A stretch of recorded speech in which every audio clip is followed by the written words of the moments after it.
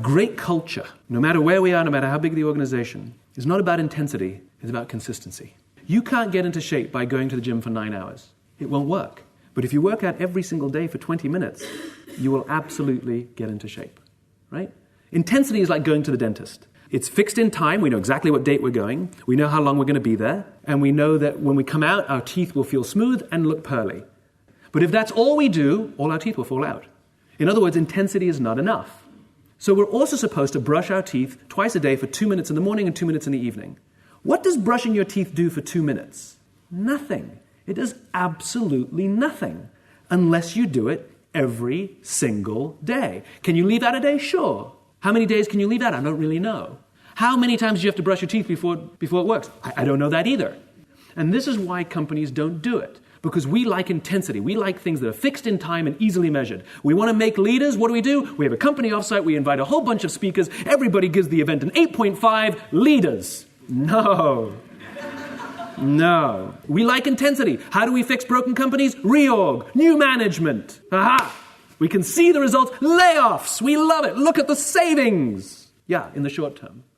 We love intensity for the simple reason that it's easy to measure and we can calculate the day, we can calculate the time, highly predictable. But it's consistency that is the human part. You know, what does it take to fall in love? Buy her flowers, remember her birthday. Important, but if that's all you do, it won't work. It's the little things. Like when you wake up in the morning, you say good morning to her before you check your phone. When you get up to get yourself a drink, you bring one back without asking if they even wanted one. Any one of those things does nothing.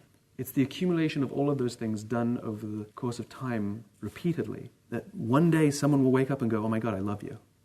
It's the exact same thing in a company, which is we do these things repeatedly, which is instead of waiting for Charlie to show up at the meeting who's running a few minutes late and we're all just on our phones waiting for Charlie. He's just running. Is he here? Just a few more minutes? Okay. Oh, Charlie's here. Good. Let's start the meeting. Instead, we should have no phones in conference rooms ever. Because you know what happens? We sit in the room and we talk. We go, I heard your mum's in the hospital. Oh, yeah, thanks. No, she's much better. Thanks for asking. Yeah, yeah. And that's called building relationships. What does it do? Nothing. It does nothing. But if you do it on a regular basis over the course of time, what ends up happening is you discover that you trust your colleagues, that you love your boss, that you believe to the core of your being that if something is wrong, that they will be there for you. And what starts to happen is you start to be willing to be vulnerable. Vulnerable doesn't mean walking around crying. That's not what it means. What vulnerable means is I'm willing to raise my hand and say, I made a mistake. I'm not qualified for the job that you gave me. I don't know what I'm doing. Without any fear that by revealing those things will you be humiliated or fired. And here's the joke. It's good for business.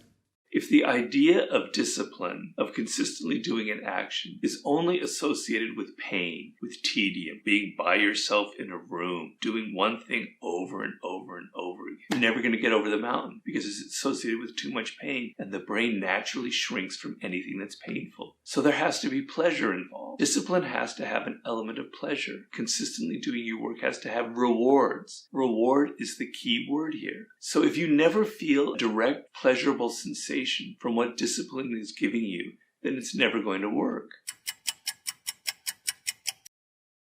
One summer, his dad tore down a brick wall on the front of his business and told 12-year-old Will and his 9-year-old brother to rebuild it, a job they said was impossible.